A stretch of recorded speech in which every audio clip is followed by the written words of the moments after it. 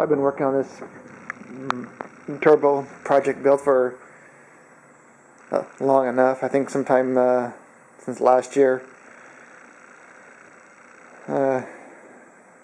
This is actually the second revision of it. This is not the first turbo I started with. This is the second turbo. Of course, the plumbing of it, that's not first either. I was doing so much troubleshooting with it that I finally just got super cheap and just niggied it using PVC pipe just to see, you know. My original setup had the charge pipe was coming through out here and around, a lot cleaner, and in fact it was so nice and clean where in fact all the factory plastic would fit on it. Nice sleeper, that's what I like. Fenders would all fit like normal. All factory, nice and clean, but that setup didn't work too well. Plus that turbo was too small, so I finally upgraded to the bigger turbo off a 2004 Subaru WRX or whatever the damn thing is. It's a TD04 -13T. So I had to, of course, fabricate all the flanges for it and all that bullshit and reclock it. Make a new bracket for the wastegate actuator. And then, of course, this is just here for the AFR sensor. I do have quite a few sensors on this thing that I've been monitoring with the data logger. This Etonix data logger seems to work pretty well. I've had it for quite a few years, and I've used it just randomly on my other bikes. Of course, this is a clusterfuck of a mess of wiring. There's so much shit on here. Yeah, I won't even go into it, but there's the map sensor in there, and of course the data logger, power commander, the auto tune, the D&M. Well, here's the D&M, but yeah, my first turbo was too small, and I learned the hard way. And I pretty much figured I had way too much back pressure on the exhaust. So when I got the bigger turbo, I actually had a sensor on this to monitor back pressure.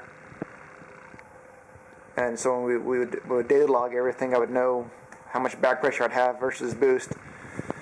A lot better now, a lot more balanced, a lot more workable. In fact, this is a sensor I had on there.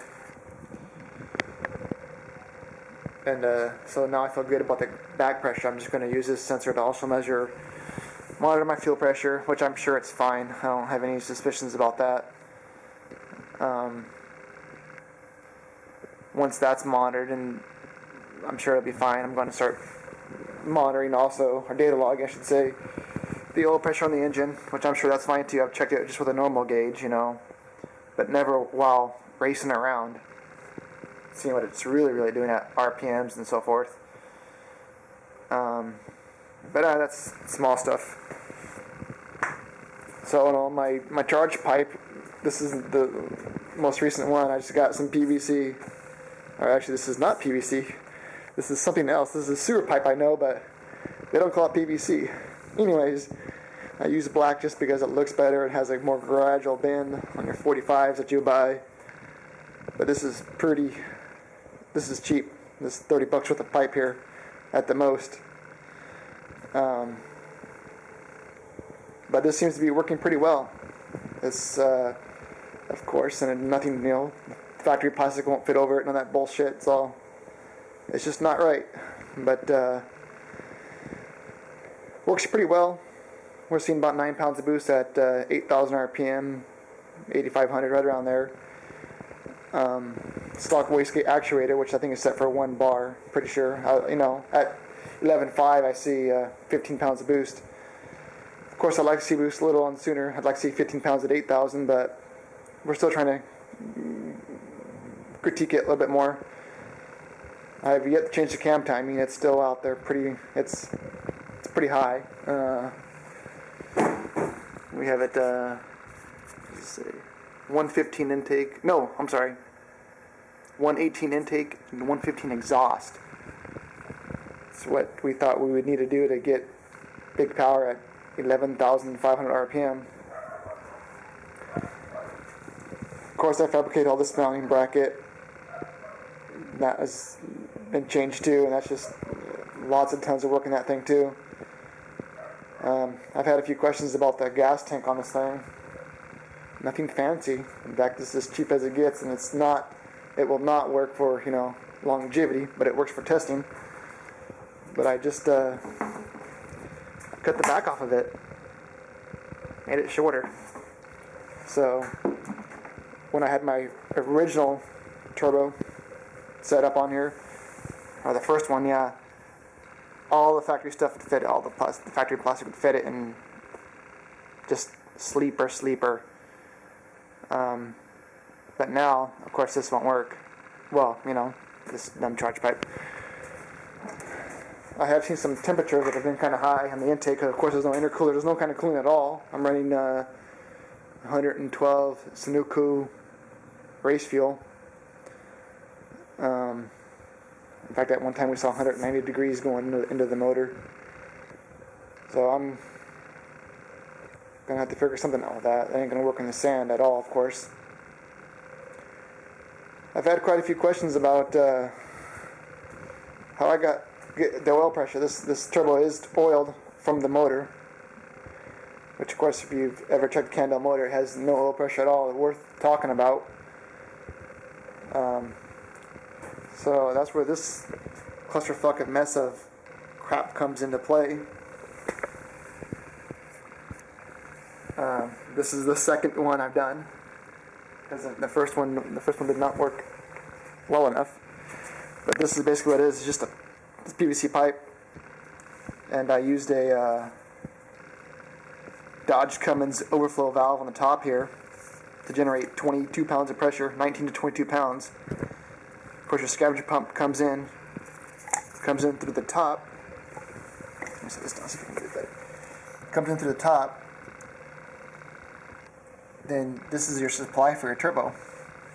Well, with this pipe upright, all your air bubbles and all your crap settles.